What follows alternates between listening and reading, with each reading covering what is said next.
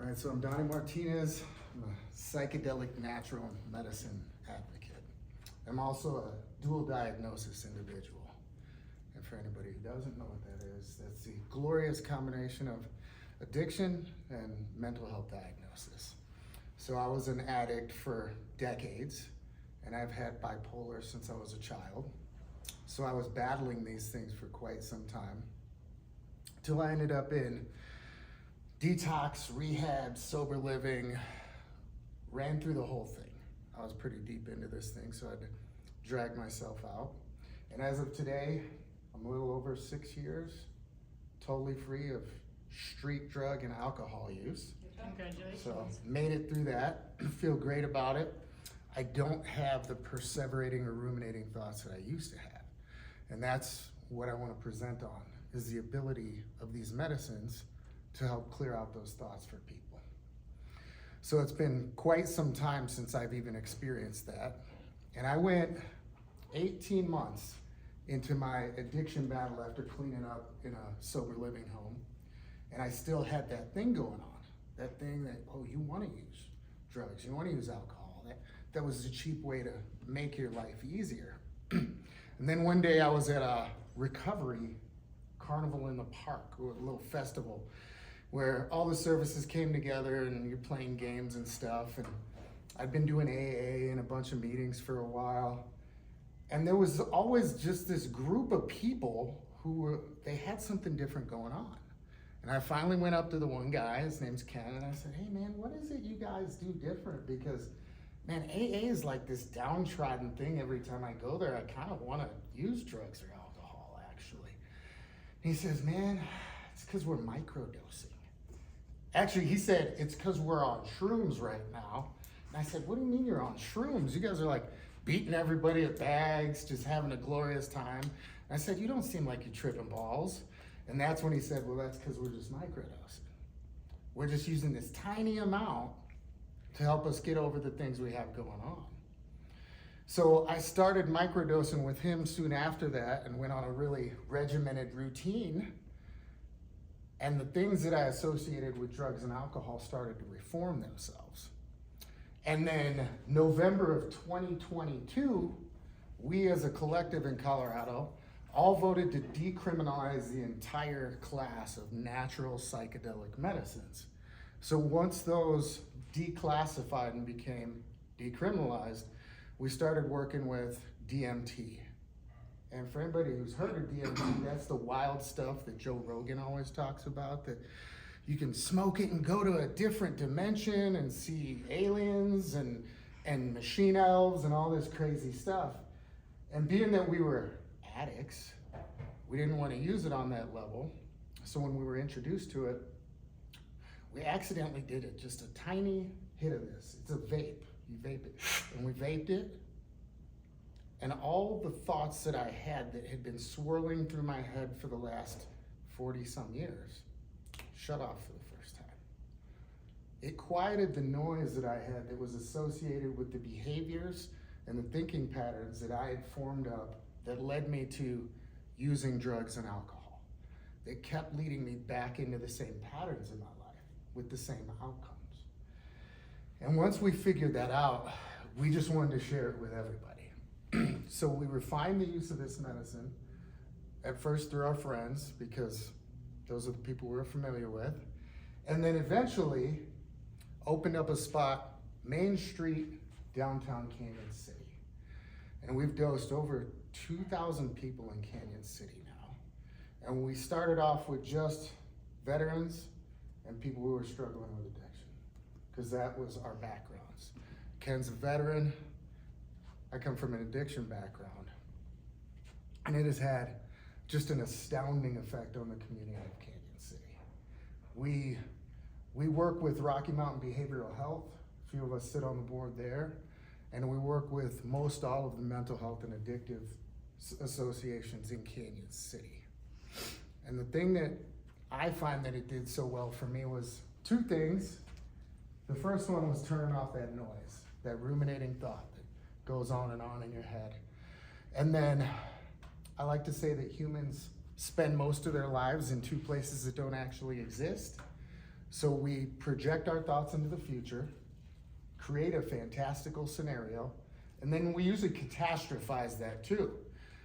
So we'll make a scenario and think of a worst case for it, and then think of 100 solutions on why, when we get there, we're gonna have to take care of this.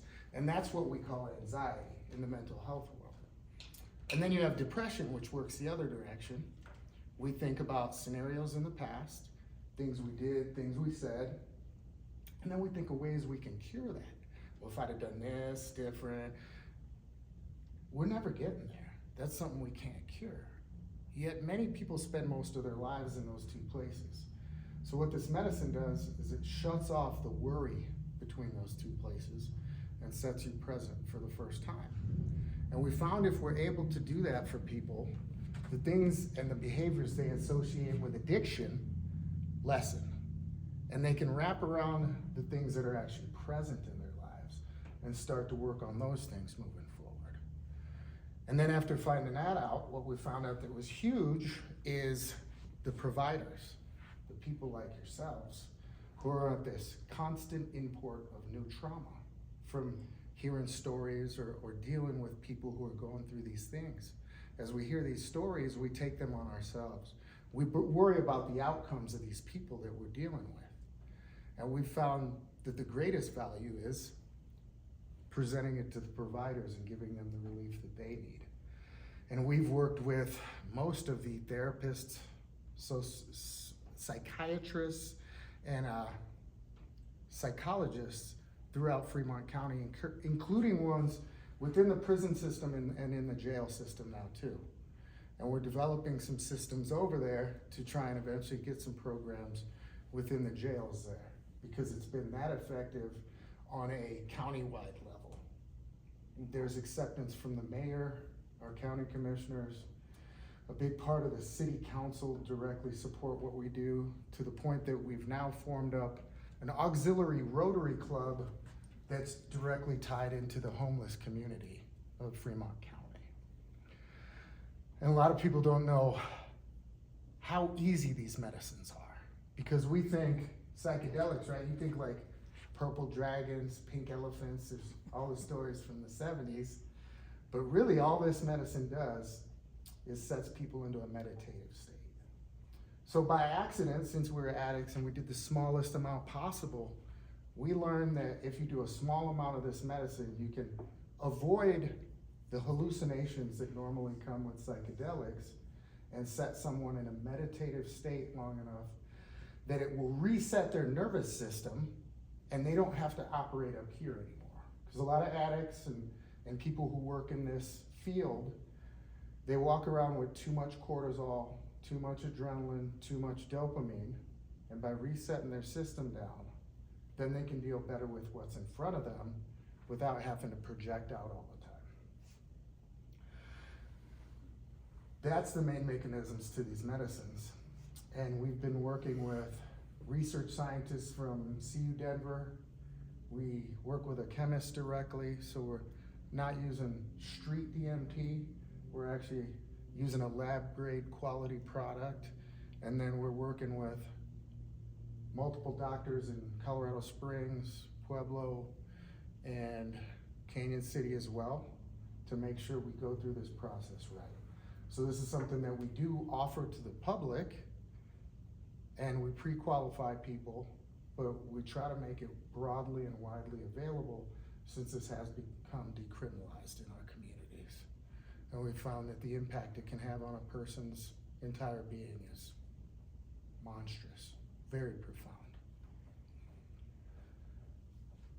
Anybody got any questions about that? Is this a daily thing? Daily dose? No, great question. So typically, we'll start with 1 or 2 doses within the first week, and then what we'll try and do is keep stretching that out and doubling the time over time. So the problem I see is working with so many mental health people, including why I was late, because somebody wants to commit suicide and they're showing everything that you're saying, you know, dual diagnosis, mental health, and then addiction. And they're fine when they're on their medication because the therapists and the psychiatrists and psychologists work so hard to get them on the right meds, but then they don't take them. Yeah. So So the great thing about this is they don't see the backslide back to their baseline. So it builds a new baseline for people as they go and do more doses of it. They still have to show up to do it, which is what I see the problem is with Yeah. the majority of the mental health, including the ones that go into jail and they get, more of a baseline, they come out and it's a short amount of time and they're right back to going crazy. Yeah, it shows, the medicine has shown some long-term durability to where they don't get a complete backslide to that. But that's a great point, yeah. Especially their refusal to take their regular daily psychotropic medications. That's been a huge problem over time. And then coming off the psychotropic medications, they actually get a backslide to below their previous baseline a lot of times. Because coming off that is horrific. I've had to come off of myself, so I can relate to that. So, and then I guess the other question I would have is, you mentioned we figure it out, we do small doses, we don't have hallucinations. Those of us that are addicts, we all push it. Yeah, so it's an administered medicine. We don't send people home with the medicine, we don't sell the medicine, right? It's done in a clinical setting with guides and people who know exactly how to use the medicine, so it's not done to a level of abuse. And then another thing we found, and this is one of the more shocking things that we found with it, is that generally psychedelics are considered a non-addictive class of drugs, if you will. If we're gonna lump them into drugs, right? They're natural medicines, but they're considered a non-addictive class of drugs. There has to be some other issue going on, far greater than just normal dual diagnosis even. But what we found with DMT, and the science supports this, is it's actually an anti-addictive medication. And the most telling story we have about this is, I personally ran a psychedelic sober living home for about a year's time in Canyon City. And we would do house meetings there, and then we would do one of our recovery meetings. So there was 6 to 8 people in the home, and we'd bring in another, we'll say 2 to 10 people. So some rather large meetings at times. And we were offering this medicine to the people who would come to these meetings every week. We would offer them a free dose of this, because we're trying to help people as much as we can in recovery. So 2 weeks in a row, there were over a dozen people at that meeting, and every single person in the room said, I'm still good from last week. So you've got addicts in short prior addiction, right? So they're in early recovery phase, getting out of jail or out of a facility, and we're giving them a free dose of DMT, the thing that's keeping them from doing more drugs. And they're choosing 2 weeks in a row to say, I don't want any more of it. It's proven to be a self-regulating substance. And I can say personally, every time I've done DMT, it feels good enough because of the clarity in my brain that when it turns that hamster wheel off, I always think, man, I could do this every day, and I have enough of it I could do every day. And then the next day, I wouldn't do any if you paid me. And probably for 2 weeks following that, my mind is so clear that I don't want to do anything to take my mind out of that state of being. Not drugs, not alcohol, that would never come to mind, and including not more DMT. It's oddly self-regulating in that way. How do they know when they need it then? Because you would have to feel what apprehension, worry, or... So when that comes back, yeah. So you'll feel it taper off eventually, and it becomes more durable over time. So that's why we kind of structure the timeout, because as I said, you'll probably do 2 doses within the first week, stretch it to a week, 2 weeks. Now I do a dose of DMT about every 4 to 6 months, and that's after being off psych meds for 2 years now. So it allowed me to get off all my anti-anxiety and all my psych meds. What have you seen on the flip side, the opposite? As Negative? Negative as far as what? With say clients that it wasn't helping, or they were still having all kinds of other symptoms, or... So we've seen probably, it's right around 1% of people who were treatment-resistant individuals for this treatment. And we haven't seen any, what's the word? Adverse side effects. I was gonna say malicious, thank you. Adverse side effects in terms of how this treats people, except for some rare classes of highly dissociative type mental health problems. And I think that's because those people are already, you know, a little loose with their default mode network is what it would be, right? So we tend not to treat as many of those individuals. These are more for your broad class of people as far as your more common mental health problems that we see. So bipolar, anxiety, depression, that whole. I have a question. You said that this is in a clinical setting. What are you defining as clinical? Do we actually have, is this being studied? Are you working in conjunction with It is with being scientists or what is? Yeah, we do track the dosings. There's 9 metrics that we track, and we do share them with, there's a set of people from CU Denver who we're currently working with. So there's no professional oversight on this. This is kind of just, you guys are doing it and just sharing your data with? Yeah, there's with them? professional oversight, so everything is handled under HIPAA, so we're not openly sharing any information, right? So it's closed, it's anonymous information, and then yeah, we're working directly with some of the people who run the program up at CU Denver for psychedelics, because CU Denver has a accredited program right now for psychedelics. Are they therapists can be doing the accredited. DMT like you are with the microdosing, or? They're doing mostly psilocybin, but we're working directly with them currently as we speak to create a DMT program within that for continuing education programs. Okay, well, I mean, cause if this is working and you guys have the numbers, and then if obviously an institution's going to need to do it Yes. in order for it to get broadened, I guess. So that's why I was curious, because, you know, it needs to have data. You guys have your data, but there needs to be the scientific data. Mm-hmm, so I we're was just sharing it curious. with those exact people. So And then they thank will you be for starting bringing their that up. own program with it then? Yeah, that's our goal. Me and one of the professors up there right now are directly working together to structure a program that we'll be able to hand off to the university. That'd be That's the cool, hope, yeah. yeah. You know, people listen to, you know, the scientific studies. I mean, what you're saying sounds great, but in order for it to expand and work, it needs to go. So I'm excited for you. That's And there's actually a really lot of, good. there's a lot of data out there right now. The best source being the National Institutes of Health. Okay. So if you wanna check anything out, you can go to the NIH website, or you can Google, here's a Google hack, you can put in NIH, whatever subject you want, and then put DMT on the end of it, and there's dozens of peer-reviewed studies already published on the NIH On this, website. is what you're exactly doing? Yeah. That's awesome, Yeah. okay, yeah. Yeah. I'm assuming this isn't covered by like insurance, right? So. No, you can't get it covered by insurance, so it's all gonna be direct pay. Right, so my question is like, how does a homeless person who doesn't have the ability to pay go about accessing?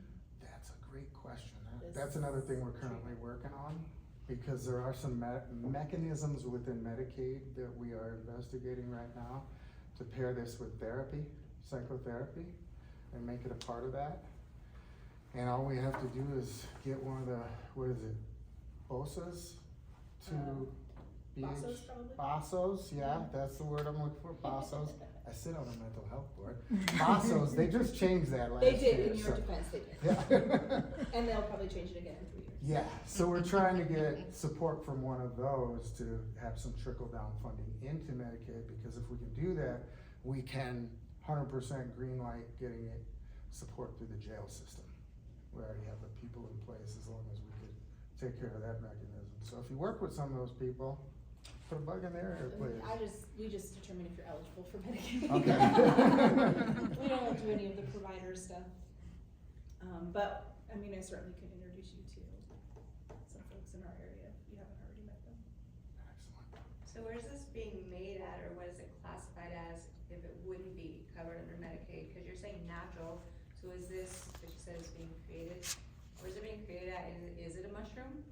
It's not a mushroom, so it is a plant, it's plant derived. So you take the acacia plant or the mimosa plant, and there's a root bark on these plants, and they strip that root bark off. They grind it down and then they extract it. And we have the advantage of, we stole away, if you will, a 9-time award-winning national chemist from the beauty industry. And he came up with a proprietary method in which he could extract this, so you get a solventless product unlike what you would see with street DMT, if you would. So it's a very natural product, it's very safe. Like I said, we haven't seen the reactions out of people we thought, and that's 2,000 plus patients into this thing. And where's it being made at? Made locally, actually, in Colorado, yeah. Because it is decrimmed out here, so, yeah. We're fortunate enough that Colorado decriminalized this a few years ago, so it's been, So how does that work? Do they need a script, or are you guys literally just giving it at meetings? How does that even work? yeah, you don't need a script, but we do get a lot of direct doctor referrals. A lot of the work we do is directly from a primary provider, so either psych or family medicine or general medicine. And they mostly send us their treatment-resistant individuals, which is kind of really legitimizes the work, because these are people who have been through multiple medicines, multiple psych providers, and kind of started in the beginning because some of these people just kind of threw up their hands and they're like, I don't know, go see these guys who are doing DMT. And then it was successful enough, we see continued referrals from the same primary providers. So what amount is a microdose?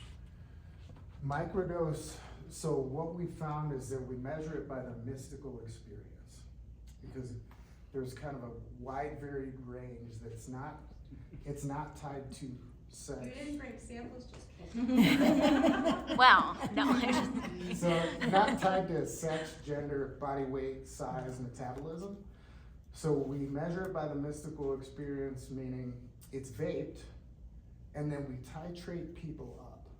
So our goal is to make sure you don't have some wild mystical experiences, because we don't want to send you to see the machine out. So what we're trying to do is get enough medicine into somebody to reset their nervous system without them seeing the hallucinatory part of it. So typically at the maximum doses we'll be using, they'll see some coloration while their eyes are closed and maybe some geometrical shapes. But we're trying to keep that to an absolute minimum and just give their system what they need.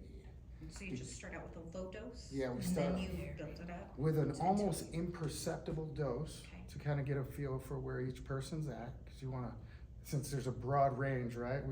We do 1 or 2 feeler doses and then just titrate it real slowly up from there. That way it's not an experience where they're going to import more trauma. So that's super important, right? Because it sounds scary even, ooh, psychedelics, whoa, what am I going to see? So there is a chance, if misused, like these things have been traditionally misused, that a person will re-import more trauma, and that's the opposite of what we're trying to do. So we just feather and ease people into the process. So how do you make sure when this is over with and they get in their car and leave that they're not in a state where they could be impaired? It's a very unique medicine in that there is 0 intoxicating after effects. You don't actually get high on DMT. Sometimes there's a euphoric feeling along with it that lasts for about 6 minutes. And after that 6 minutes, there's literally 0 intoxicating after effects. In fact, you will drive home better afterwards than you will beforehand, because you're fully cognitively aware, but you don't have that thing. You don't have those distractions, the 50 things you're thinking about when you gotta get home.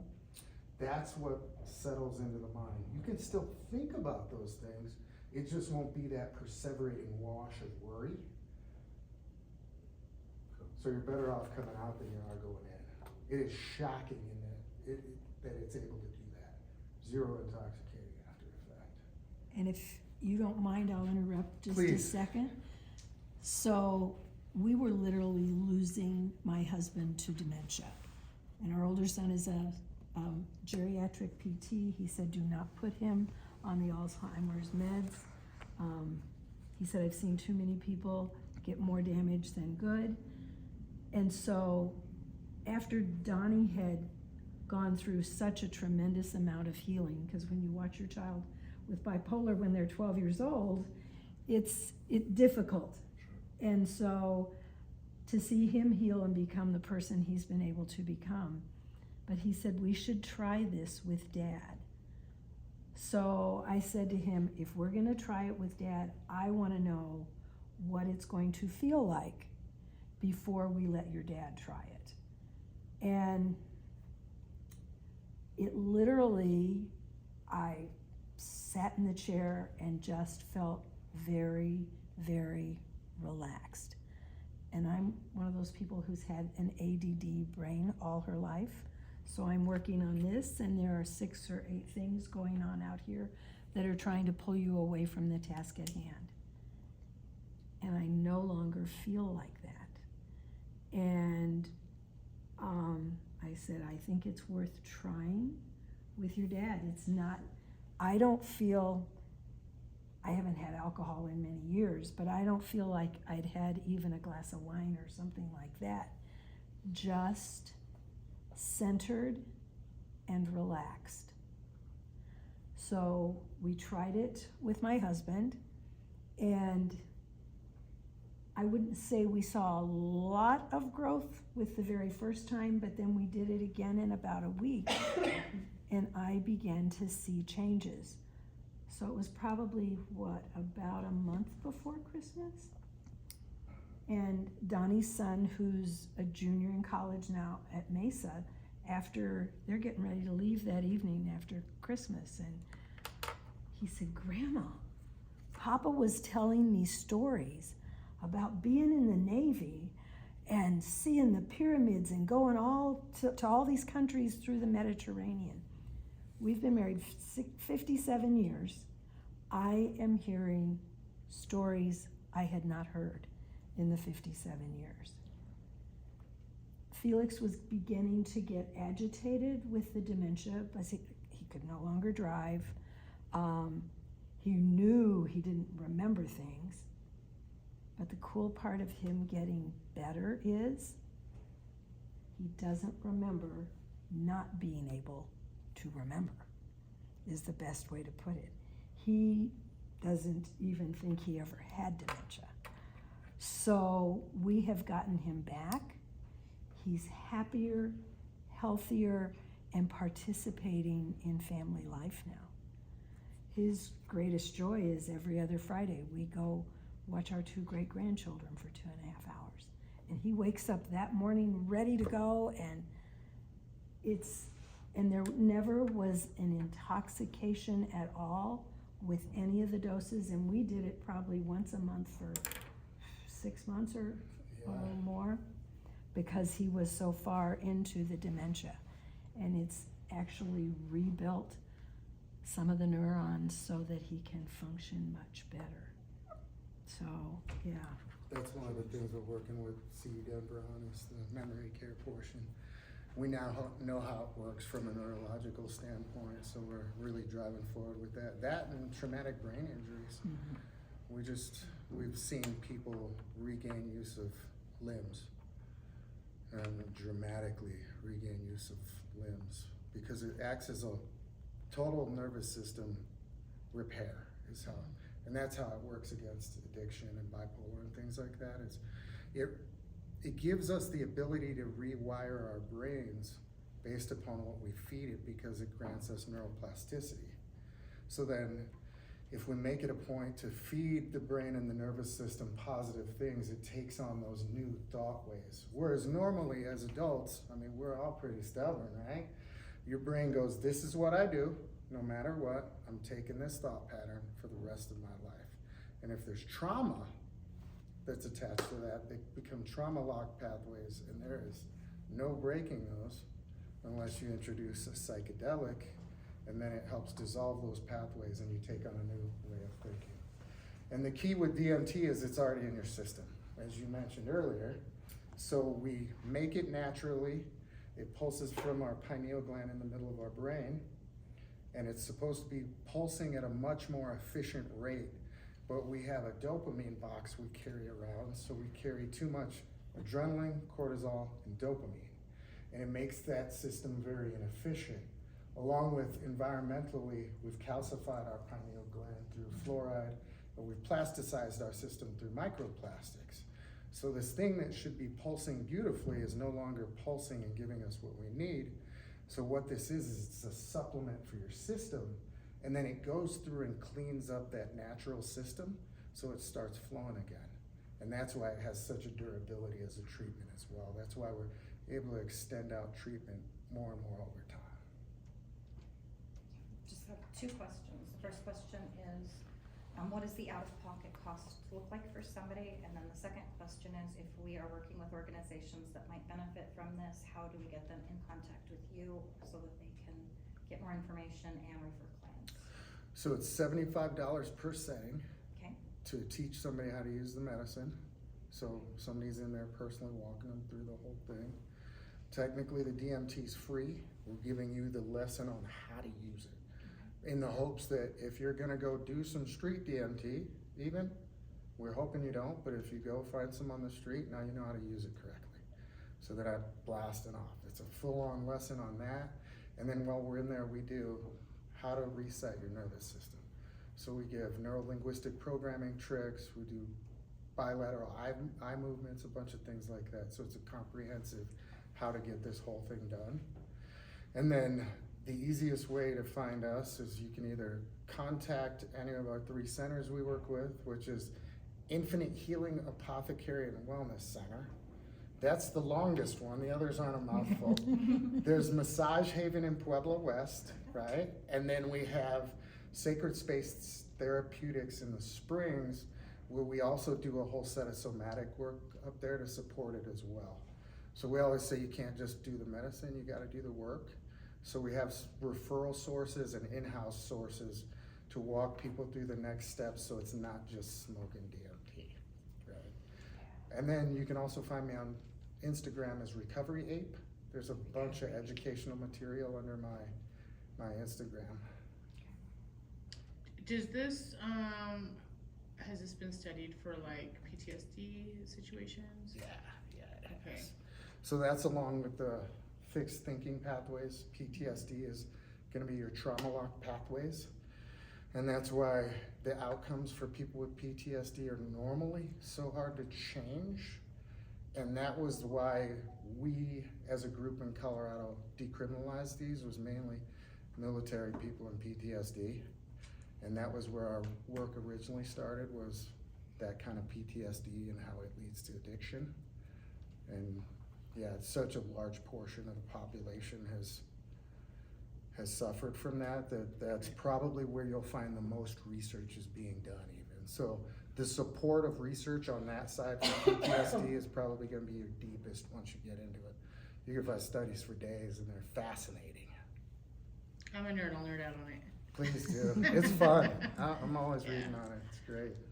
have you connected with other organizations here that do recovery type services, maybe peer support, that sort of thing here in Pueblo? Yeah, we've connected somewhat with Safe Side, Okay.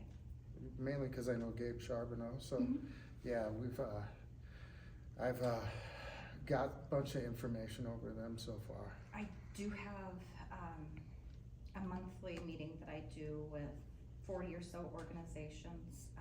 A group of them are mental health and recovery type organizations, and if you're interested in connecting and you have my card, if you'd like to send me an email and we can get just that small group together and get you a presentation with them as well, if you're interested. I would love to do that. It's gonna take a lot of exposure for acceptance into I this. agree. Yeah. And nothing has moved the needle more for me personally and for the people I've seen, like what this treatment can do. I have some people in mind that I'm gonna be sending out to Lindsay, but aside from that, I think it would be a really good information session for our organizations at least, and the more exposure, like you said, the more exposure, the more education, and the more we can get people aware, I think the better, usage you'll get, but, I mean, of course, people are gonna want the science, people are gonna want that sort of stuff, so let's get together and chat and Yeah. see what, And if we get it ahead of time, I can get one of the, I absolutely. got a professor in mind right now we could bring down and we could talk as much neuroscience as they'd want to, although I'll probably keep it light for the audience sake, but. Although I would geek out on the neuroscience, trauma and building the neural pathways and all of that is my geek out, So we're gonna start doing a once a month meeting where we'll do a Zoom call Mhm. and roundtable it. If y'all would like to be invited to that, it's gonna be just that. It's just gonna be the latest cutting edge neuroscience coming from the universities, along Names with, and numbers on for that. along with the field studies that we're doing, because we've got probably 14 people now that are treating people actively, so you'll have the anecdotal side of it with the technical side of it as well. cool, yeah. And we're gonna definitely wanna hook him up with Safe Side. I was thinking Purple Mountain would be good, Friendly Harbor would be good, but yeah, we'll get together and get you some connections. Thank you, What am I putting on here? appreciate that. My- Name and number. Just, Just yeah, gonna give you my. there you go. Well, and like for law enforcement and incarceration, eventually, the recidivism rate is what you wanna start hopefully changing, you know, so that people don't immediately go out and just reoffend. Cause I don't know about your county, but our county, you see the same names on the list over and over and over. Just got a new county. So I got a great story to tell for law enforcement. I won't say which town we were in, but we had 2 officers drop a fellow off at one of our clinics and said, you got a choice here, you can either go in there and dose DMT, or we're taking you to jail. Dude had been beefing with his neighbor for like 3 years, and it came to some kind of head where it was about to get violent, and I think some things were thrown enough to where they were like, hey, you gotta come in. And like, these are your choices. And he came in and we dosed him on DMT. We haven't seen that fellow back yet. And I haven't seen him in the blotter either, so it must have worked. Chief, that might be a good one for our Still City deli friend. Yeah. Guy keeps making the news, huh? Got a candidate already. What's that? Well, thank you very much, all of you, for your open-mindedness and your time. Appreciate it. Thank you. Yeah, thank you, Donnie.